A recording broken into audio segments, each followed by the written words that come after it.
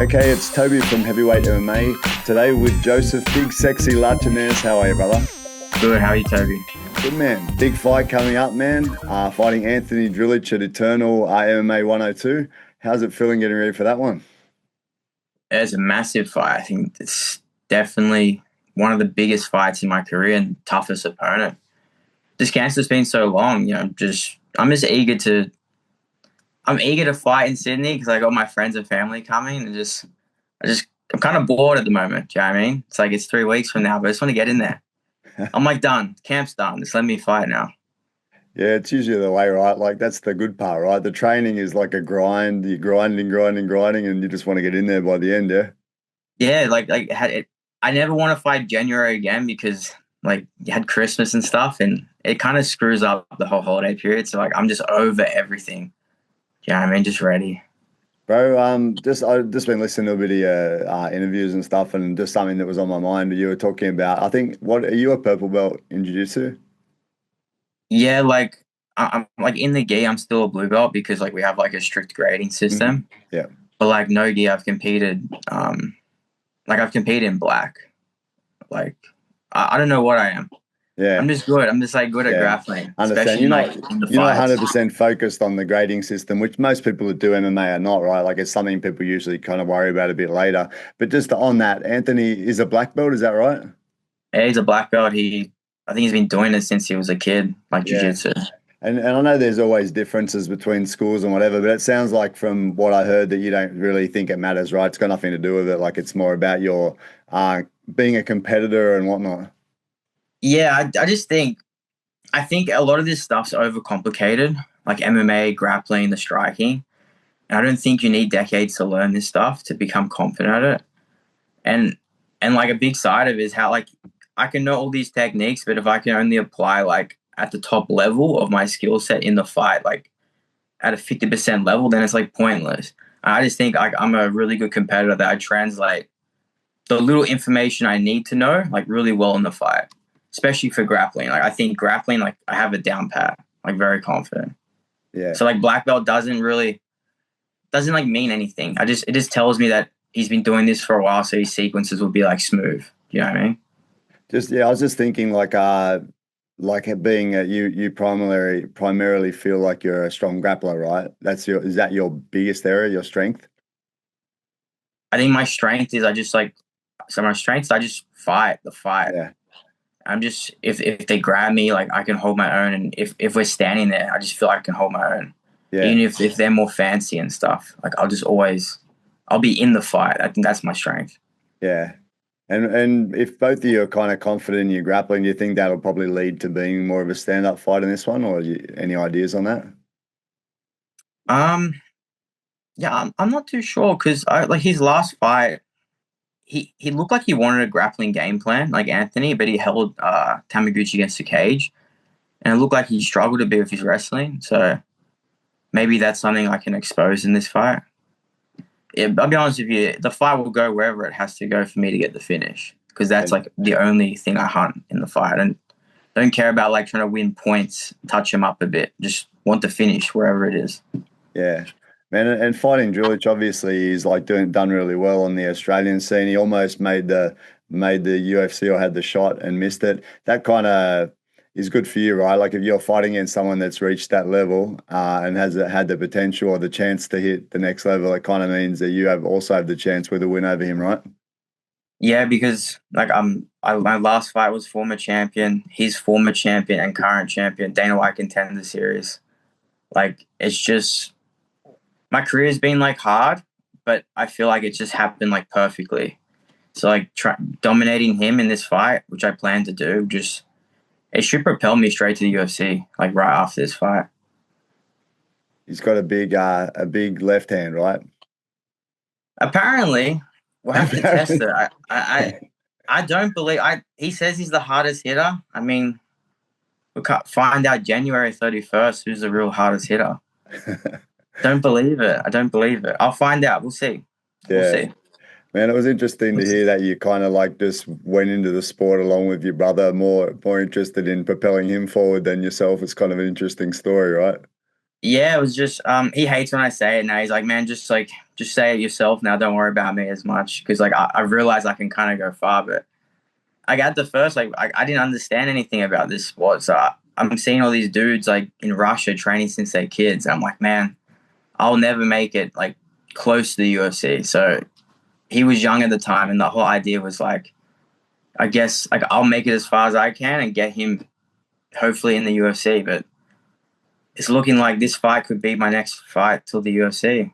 So it's kind of weird how it's all come full circle. Yeah. Weird, yeah. And bro, you're at Igor MMA in Sydney.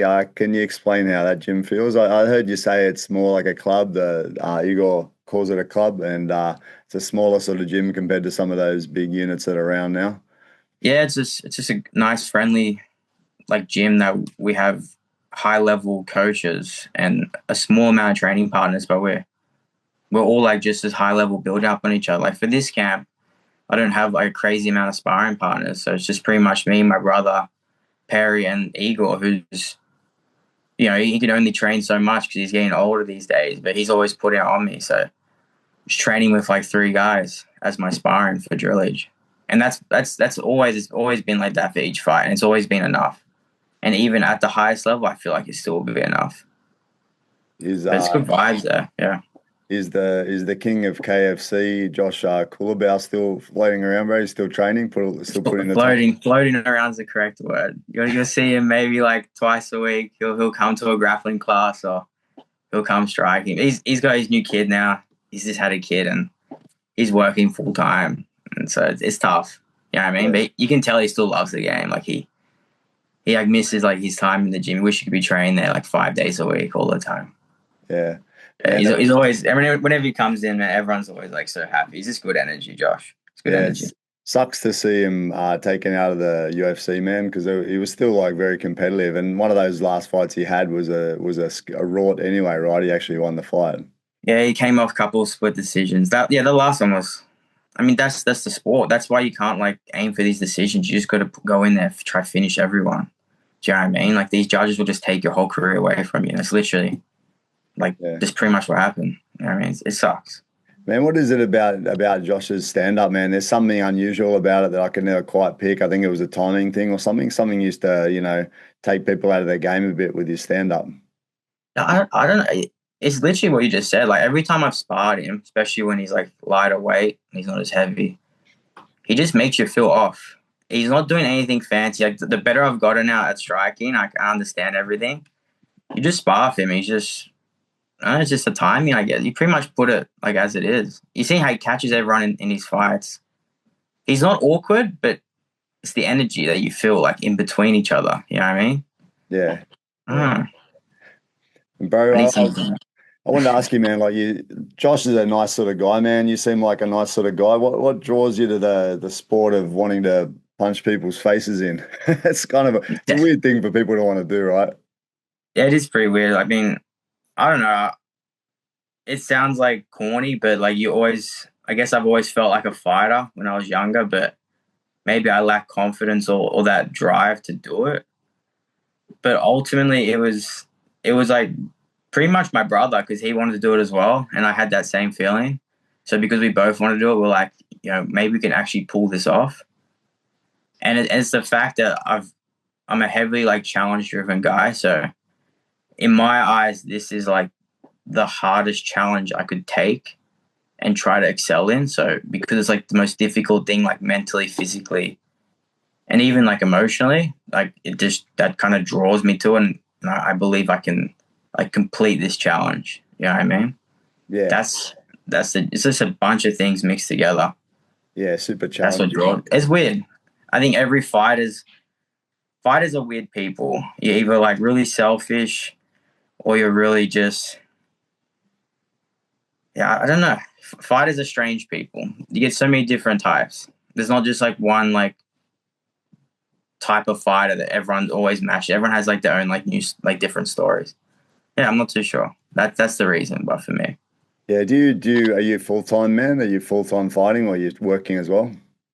Yeah, I mean, I quit when I started, like literally day one of training, I quit everything. I just finished uni, I stopped working. Like I worked before, saved up some money, and just went full-time the last 4 years.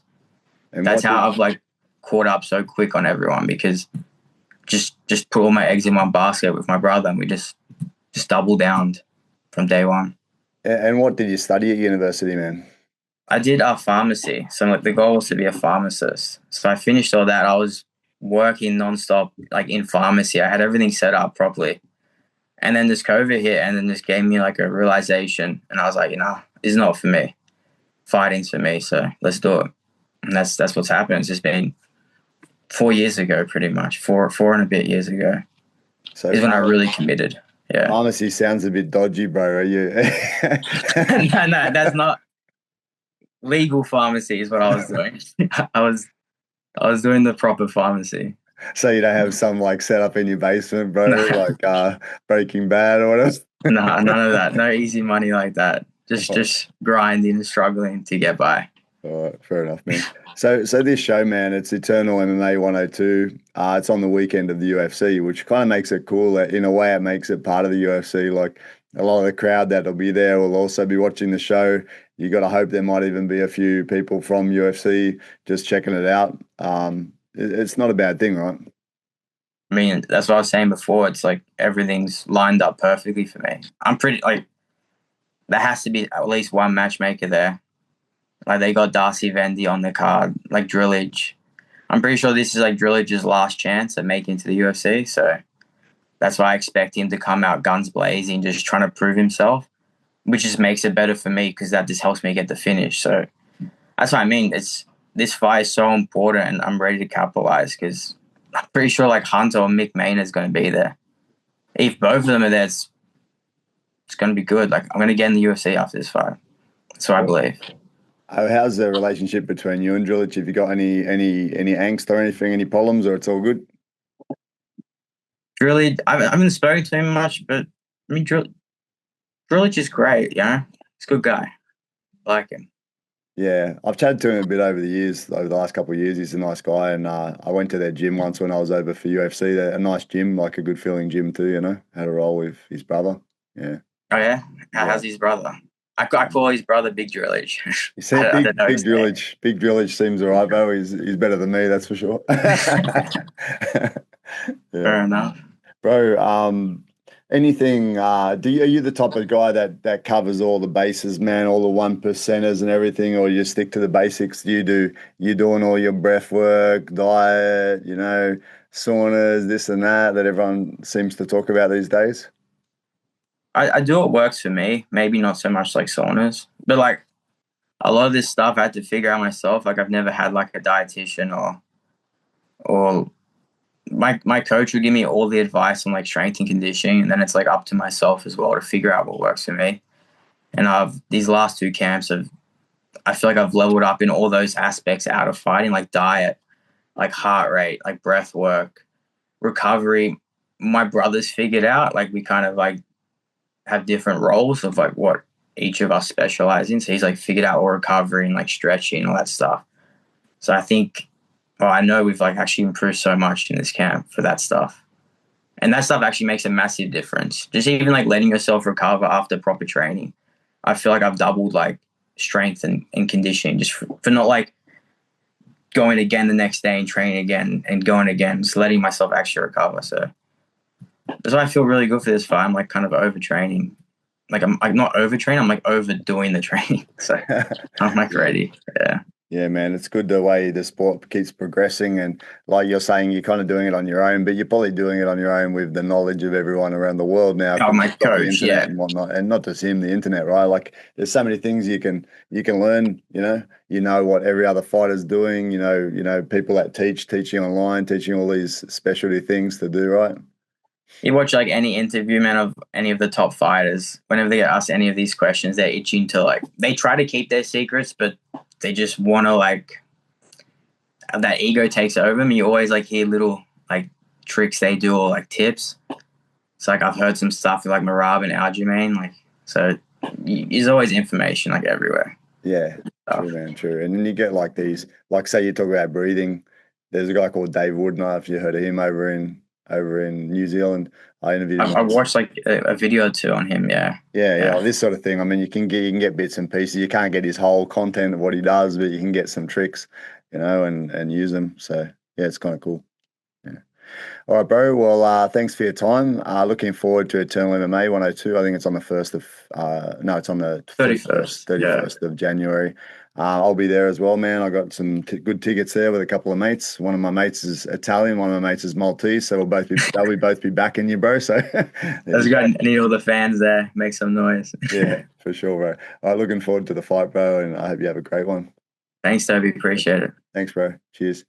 Hey, bro. Before you hang up, I usually make some like rashies and shit like that, and give them to people if they're interested. I think at the moment I got some shorts. If you want some, up to you, man.